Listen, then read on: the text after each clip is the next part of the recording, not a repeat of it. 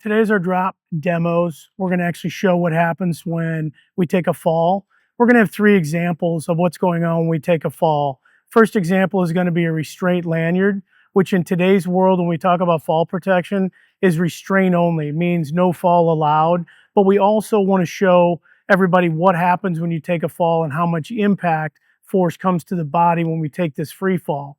So the first drop is really going to represent a 220-pound person taking a drop. And you're going to see the impact of the drop. Watch the stopping action of the weight itself. There's a lot of impact, shaking the boom around, shaking the van around.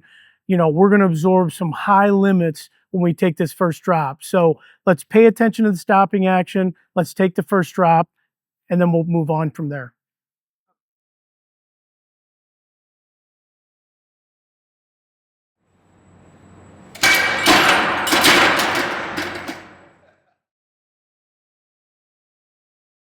So the second drop we're going to do today, we talk about a fall protection lanyard. When we talk about lanyards, we talk about dissipation of energy. So the only way for us to dissipate energy in a shock absorbing lanyard is actually to lengthen the fall. So in this case, what we're going to do in the drop is we're going to raise it all the way to the top. And then really for your eyes to understand what's going on, we're still going to see the drop. We're going to look at what those weight limits are, but the threshold should be dramatically decreased because we're going to lengthen the fall on impact. That's going to help us to understand. A couple things to watch. Watch the stopping action of the weight, and then let's also see if it comes to a softer stop. The bigger question is going to be after the drop. Where do we actually end up at the end of the drop?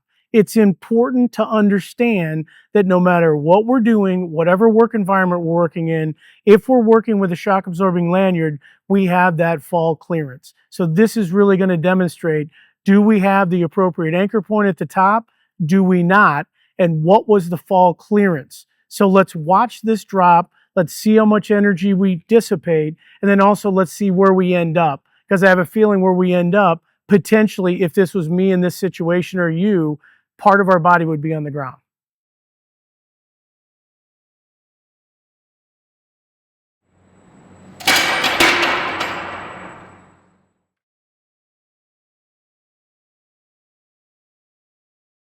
On this last drop, what we're going to show is a self-retracting lifeline. So in this case, what we have is low clearances. We need to make sure we can stop somebody in a quick amount of time or speedy time. At that point, what we're going to see on this retractable is, as you'll notice, we didn't bring the boom all the way to the top. If somebody's tied off at a lower clearance now, we can actually put an SRL in the system. It works out completely fine, meaning that I can stop somebody. So just to visualize that, we brought the boom down so people can see where our anchor point is. If we take a drop, what's going to happen? So what we're going to do is on this is, as the last one, the shock absorber, it stopped at a very soft stop. This one should stop as well that way, and we should have a lower maximum resting force.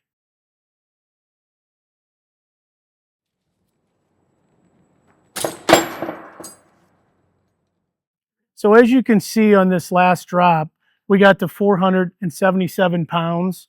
So it's a lot lower. You noticed it still came to a soft stop, which worked out fantastic. So in this case, if we're dealing with low tolerances, low clearances, SRLs are the way to go, and they can actually stop us very quickly.